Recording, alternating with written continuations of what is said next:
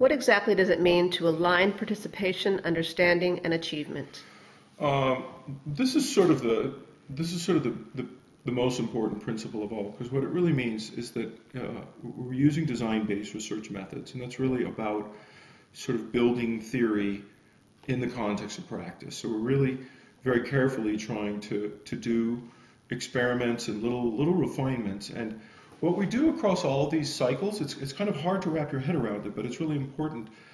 There's a couple of initial cycles that are really informal, where you're really trying to mess around with these reflections that are focus of the second principle, and really getting shared participation happening, getting people making sense in their interactions with each other, with their teachers, with their materials, about the different tools, picking up the tools and using them, participating in shared practice around using the tools.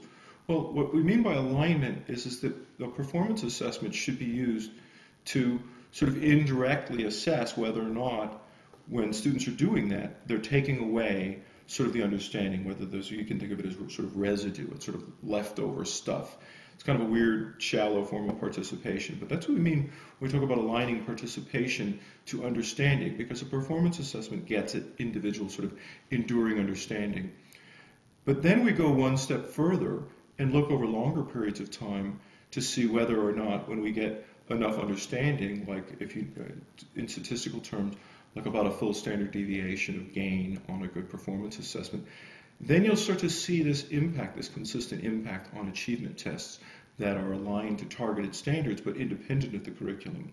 So that's what we're trying to do across all of these projects, is to do this alignment process. And it usually takes about 3 cycles. You have to first focus on getting participation working and just looking at understanding on a performance assessment. Then you do a more formal cycle where you're actually beginning to sort of maybe pull out parts of the curriculum and change the curriculum, change the reflections, change the kinds of artifacts students are creating.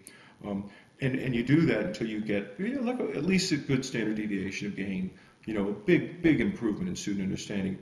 And only then do you really want to go in and measure impact on achievement, because it's only until you get that larger gain. So that's what we mean by that alignment process, thinking in terms of those iterative refinements with those early informal cycles really embedded in the subsequent more formal cycles. And in the end, the whole thing is done as a more formal evaluation once it's all working.